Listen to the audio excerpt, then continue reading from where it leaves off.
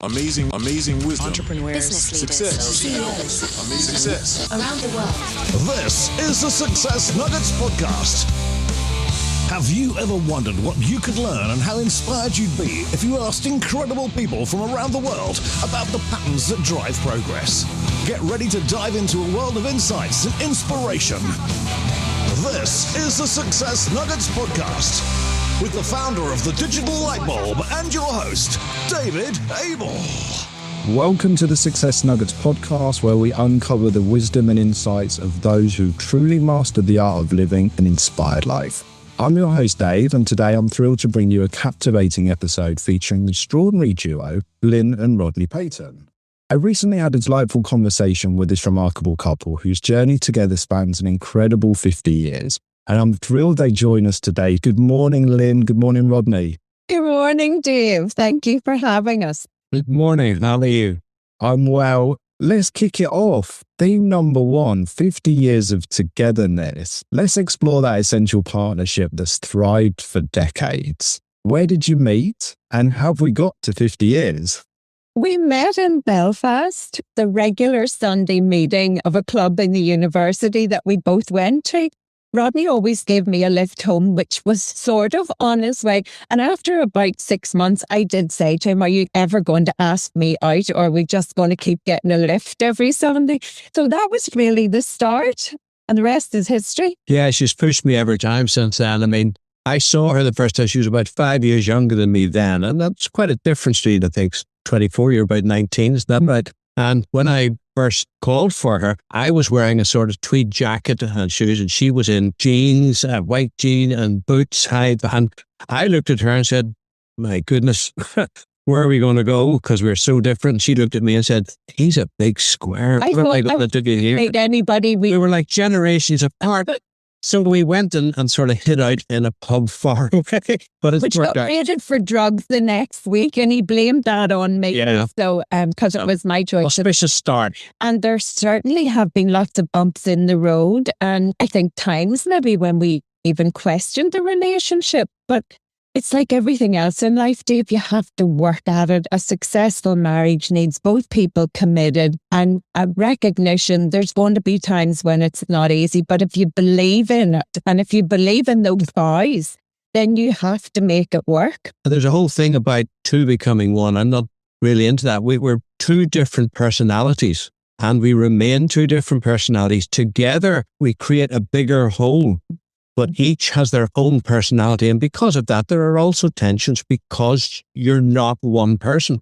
When we understood that and that together we were stronger than each one individually, together we made something bigger, that really is what's worked for us, and understanding that we're different within the same relationship. And we're very different in how we do things. So I'm the do it now, get on with it. Rodney's much more considered. Rodney values stability and stability a lot more than I do. But it's the complementarity of that works, because he totally is my rock. And if I get up into the middle of something and I'm thinking, okay, I need to run this past Rodney. He's my sounding board, whatever. So lots of times we work independently. We'll sign us up for things without particular consultation because we know it's okay. But whenever I get stuck, he's my go-to person. Yeah, I'm a bit like you, Lynn. I'm a bit of a get stuck in, but I think it is important to have those dynamics. As much as being together can mean a lot of things in common, everyone is different. Now, you two also a little bit like me, travelers. You like to get around the world.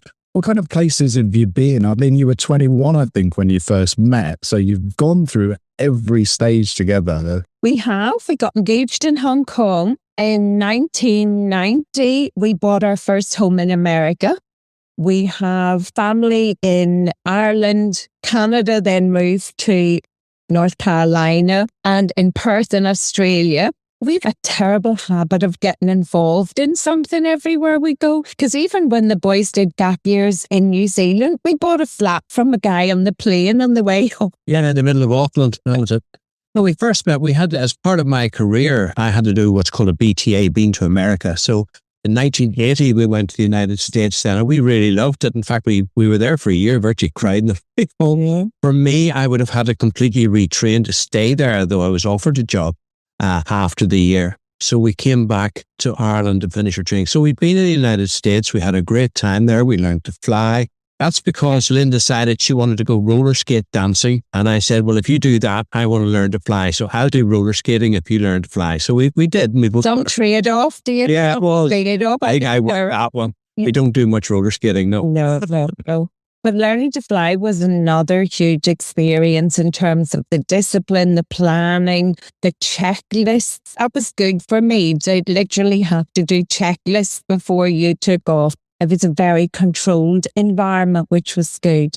We worked in Richmond, Virginia for a year, and that was amazing. But my dad always said the only day that he didn't succeed was the day he didn't show up. So I showed up with Rodney in America with no job and no work permit. And within a week, I had a job. And it took me another 3 months to get a work permit. So I worked for 3 months. I was determined I was going to get that work permit. You know, show up, then figure out what the issue is, then find a way, because there's always a way. I mean, I would have been absolutely lost if I hadn't got that. But then that job, which was in a crisis centre for children and families who'd been physically or sexually abused, went on to put me in the vanguard of services when I came back to Ireland, because the work in America was more creative at that time. So just saying yes to that opportunity in America and then making it work then led to fantastic opportunities when I came back home. It's also led to your whole career. I mean, because you went up in childcare and because you got well known, then she was head of kind of local divisions of the NSPCC and stuff like that, as well as being assistant director in the Southern Board. So all of that came from saying yes. Yeah. You know, I mean, I know others who say, oh, I don't want to go, I don't want to accompany my husband, all this sort of thing. But it's because those opportunities came, and seeing them as an opportunity, not something you had to do. But we had it together. We had no money for part of the time. We were on the back of postage stamps to see if we could afford lots of things. I mean, I remember coming back from Canada and working out if we had enough fuel for the car to actually get back to Richmond. We were freewheeling down the hills. And when she actually did start to get paid, you know, life became much easier and we could learn to fly and all that sort of thing. So by saying yes, we got so much. And we still say yes. We've just invested in a couple of things in Australia. And on our next trip to visit our kids, we're going to check those all out. And I think what we've learned over the years is it's not what you invest in, it's who you invest in. So we have made money, lost money. The biggest lesson is do your due diligence, and most of all, ensure that you can trust the person that you're working with. So we're very excited about a couple of new projects. I'm very happy and comfortable with the people we're going into business with. Oh, wonderful. I think they're really good lessons as well. For the audience listening, they're starting to get a picture of some high performers here, not just people who've been together 50 years and traveled. You've been very successful in all your careers. Navigating property investments was something I believe you got into in the 80s. Is that when it started? Yeah, actually, I think we were in the Canary Islands pushing some of the kids in the pram, and somebody came to sell us timeshare, and you think, oh dear, timeshare. Actually, we did buy into the Canaries, and I became involved in the committee there eventually. And then we came to the States, and it has worked out extremely well for us because we planned what we were going to do. We didn't just buy on a whim and hope. We planned where we were going to do what, and it has worked out extremely well for us. That was the first thing. And then when we went to the States in 1990, we bought our first property there for retirement. And the bloke who sold it to me and said, well, would you not think of renting this out while you're not here? And we said, well, somebody said, don't worry about it. You'll always be able to fix it up. And then he phoned about a couple of months later and said, well, I mean, that's working for you and you're getting rent in. Would you fancy some more? And we started to gradually build up. Mm-hmm. And that's where really we began in property in the States. Mm-hmm. It was really quite opportunistic because when the boys went to college in Scotland, in Glasgow, we bought flats for them, but we bought HMOs so that they could live in them and rent rooms to friends and learn how to manage their flats. So that was good. And then I bought my first doer-upper in an auction in Belfast. I had no clue. All I knew was I wasn't leaving the room without buying something. So I bought this disastrous property in Belfast for 25,000. But you know what? I learned so much from the experience of actually doing it up. And then I think what we learned at the time of the recession was we had always been buy and hold investors. I think that was because just somebody said that was how you do it. And we realized during the recession that we held on to things far too long, that there is a time to sell, even if it means taking a hit. And for us, we took some considerable hits, both within America and in the UK at that time, and really did lose our shirt on a number of deals. But what we learned was cash flow is so important. If it doesn't cash flow from the word go, then don't do it. And we had to let go of all the things that weren't cash flowing. I think the other thing is we treated our property investment as a bit of a hobby, a bit of a longer term strategy. And for me at times, because I typically had to deal with it, a bit of a nuisance, having to leave the work I was passionate about, which was supporting leadership in children's services, to actually make sure that all the plumbing was working and that there was a tenant in a flat. But once we went to a number of business conferences and got some coaching, and I realized you have to treat this like a business and you have to treat it seriously. And that's when it all started to turn around and is now very lucrative. It's funny, the number of people we meet who say they're real estate investors and they've like 2 properties and they're thinking about another one. I mean, we had 1,200. And as it gradually built up into that we learned a long time ago never to be the smartest people in the room. We're high in our professions. But when we went to this other sphere of business, we were not. And to go into a room and just sit and listen and learn from people who know a lot more than you do, put it into action. And I find very successful people will help you if you just talk to them. Don't tell them what you think, but ask opinions and how they did things. They're very, very good at sharing with you. We have had some wonderful mentors and coaches from J.T. Fox, from Hugh Hilton, and we were with Tony Robbins for 10 years. And those all worked very, very well for us by listening, by serving, especially with somebody like Tony Robbins. You don't work with Tony Robbins, you work for him. But we were senior leaders with him for a long time and learned so much from him in terms of mindset and the ways of doing things, that by being humble enough to go and do that, we have actually grown and developed a lot. And that continues to this day. That's great. You're not Tony Robbins minis either. I would expect someone more louder as well. So it's brilliant to hear from that mindset point of view. Going back just a moment, right? When you first became property investors, you navigated the little bumps and the learns. Rodney, when you talk about 2008 and Lynn was saying you lost your shirt, how did you go back in? And you're the sensible one here, from what I understand, roughly. Sorry, Lynn.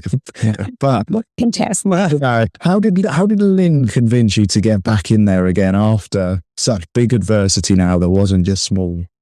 We didn't lose. We lost our shirts on some property, like penthouses. We had a couple of penthouses on the coast in Tampa and St. Petersburg. And I mean, we bought them for $1 and a bit million, and they were worth at one time 550,000. I mean, they just dropped right out, because by the time you'd taken them off plan to the time that they completed, the market had gone out, yet we had contracted to buy it. Now, one thing we did do, we never, ever defaulted on anything. When the banks came after us about those, we made sure that they were whole, which means now we can borrow away from the banks. They're very, very happy with our credit. Whereas other people we know that just handed them the keys back, they won't bet a penny to. And banks have a long memory. And it's not just the bank you're in, but the banks tell other banks. That was such an important point. That penthouse, that development was for 20-something luxury flats. And we were one of only 4 people that closed. The rest walked away. It's just in the DNA. If you say you're going to do something, you follow it through, even though financially it was a hit. But remember, we did not give up our day job. So, I mean, I'm a trauma surgeon and I was working at that. Lynn, was high at that time, working for the social services, and as in the NSPCC and things. So we had our salaries and we used that to keep us afloat. So the other lesson we learned is don't give up your day job to completely abandon one and go to the other without a backup. Now we would have enough savings and things, enough money in the bank that we could do what we please. But then we did not know to have a decent amount of money. People, a couple of thousand in the bank won't do it. You've got to be able to live for at least a year and cover your expenses for at least a year. And if you can't do that, don't give up your day job. It's just silly. But to answer Dave's question, it wasn't so much that we got back in. We restructured everything that we were currently holding. And then we actually, on the advice of our mentor, JT Fox, sold an apartment building at the peak in 2020. And that gave us a cash sum to play with. And now we're in a global mastermind group where there are loads and loads of opportunities presented. And we're stakeholders in a lot of ventures rather than us being the primary. That's been fabulously educational, Dave, because we get to go into business with, as Rodney said, people who are much smarter than us. And they bring business acumen, they bring more real estate experience. Some people are good at flipping, some people are developers. We just got paid out on a deal in New Orleans last night. And that was the guy who we just really loved his work ethic and his experience, got paid on a very successful project. And then from experience, well, I'll do another one with that person. And while that was okay, I'm not sure I would go back into business with that person. So we've become much more selective, I guess, about who we do business. And it's all about relationships. I think all the way through life, we learned it was all about relationships in our jobs, in what we're doing. It's not the thing, it's who is doing the thing. And to get to know them closely and their ethics and how they perform. So how people do something is how they do everything. If people are, promise something and don't deliver, that's probably what they do anyway. And so we stay away from them. So we have done what we said, and we expect others to be that way if we're going to do business with them. Yeah, that's right. Integrity plays a big line and a big thread through your whole lives. There was a quote there, don't give up your day job. I've only ever heard that in a negative, sort of a joking way. Do you still have a day job? Absolutely. Both of us. Yeah. And what do you do these days, Lynn? I consult to the children's services and mental health sector, helping them strengthen their leadership, helping them improve culture and improving workforce morale. And I also, during COVID, helped ASWA, the British Association of Social Workers, helped them set up a free volunteer coaching service for people who were struggling. And that's been very successful as well. And I do a lot of... I was a trauma surgeon, so I do a lot of medical legal work. I'm also an adjunct professor in Australia, so in tort law. So as well as my medical side, I also graduated in education. I graduated in law. And by putting all that together, at my age now, it's all about being relevant. When you get to our age, it's about being relevant to the people around you, to the generation coming behind. And that's, if we talk about legacy, that's really what I'm looking at, is the thought process I have, the knowledge I have, how I hand that on to others. I still use it on a daily basis doing medical legal work, but I also teach and train both in social media and on LinkedIn. I'm there often, and also in my job, as an associate professor in Australia. So the experience you've had, you can put it all together and then keep growing, keep learning, and remain relevant. And that's, I think, what keeps us going. Continual growth and contribution.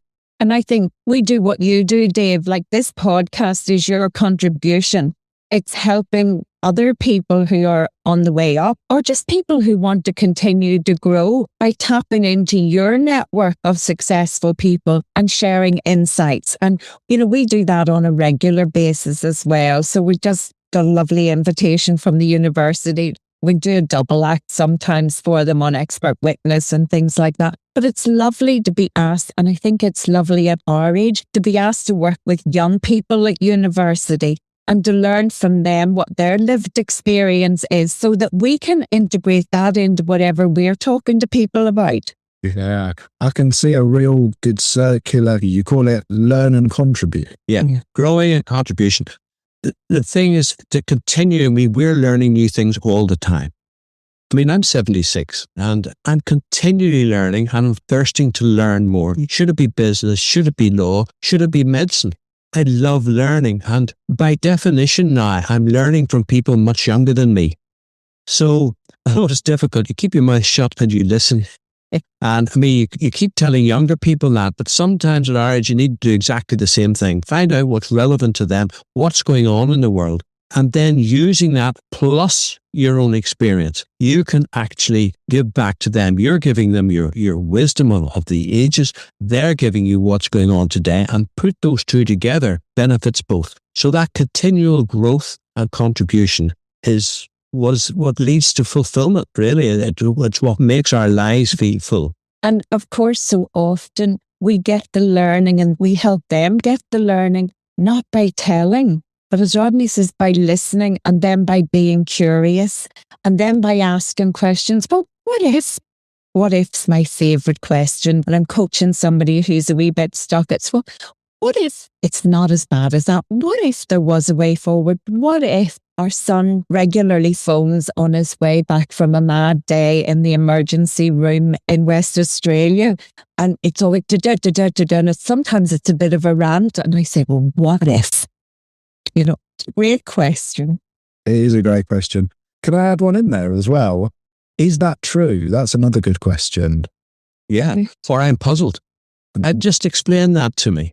Because listening to understand as opposed to listening to respond, you know, normally when people are speaking to you, you have your own idea going on in the background. And of course, if it's your own idea, it's in the past. It's something you've already known and something you've already done. You're not growing if you're just speaking from your past. And a lot of times when people are saying something even controversial to you, you want to get in there and say something to counter it, as opposed to saying, I'm curious, why did you come to that conclusion? Or what has that meant for you? And then you begin to understand somebody else's point of view. And sometimes that changes your point of view when you understand as opposed to just listening to respond. It's so fantastically powerful how language can just open everyone up like that. Before we run into the final part of the show, is there anything else we could have talked about or you wanted to share from a sort of thoughts or stories point of view? I just want to say life is good. And we have to look for the good because we're bombarded with negative stories all the time. But life gets better if you surround yourself with good people. And that's why we love this connection with you. And that came about through Joe Foster. We met Joe through JT Fox. And that's how it works. And who knows where this relationship will go, Dave. I hope we find things to do together. But I think we need to give a message as life is good. It's what you make it. It's the people you surround yourself with. And it's about having hope. And when you feel stuck for any reason, keep looking for the options because there's always a way. And it's just about finding that way either on your own or by asking for help. But sometimes we ask for help from the wrong sources. So we have to be more cautious about where we ask for help. Yes, misery loves company. Mm-hmm. And you can easily get together and pull yourselves down like crabs trying to get out of a bucket, you know, they pull themselves down. And I think that's true. It's be careful of your relationships, be careful of who you associate with. Relatives are relatives, but you choose the people you're with. And you need to fire the negativity out of your life. Now, none of us, we didn't come with silver spoons in our mouth. We had to work our way up. Life does require hard work and effort. And no matter how brilliant you are, unfortunately, I've found in my life, some of the most brilliant people who have it all going for them don't put in the work and the effort. But people who are not quite so brilliant, but who put in the work and the effort and the dedication, they're the ones who succeed. And certainly the people we know at the top of their tree didn't get there by, put in inverted commas, luck. Luck came to them because of the work they put in. Beautiful. Amen, even. And finally, what's your one gold nugget? My one golden nugget is there's always a way. You just have to be committed and find it. And for me, it's beware of the company you keep, because you become a mirror of them. What a finish to the show. Thank you so much for coming in. I absolutely love this episode. And I will hope to see you again on the Success Nuggets and in person and out there on Zoom somewhere. Honestly, you rock. So thank you for coming in. So enjoyed it, Dave. Thank you. Thank you for asking. We appreciate it very much. And until next time, keep striving, keep smiling, and continue to turn life's challenges into stepping stones for success. Join David and his incredible guests next time on the Success Nuggets podcast. And to find out more, visit onegoldennugget.com. Thank you for listening.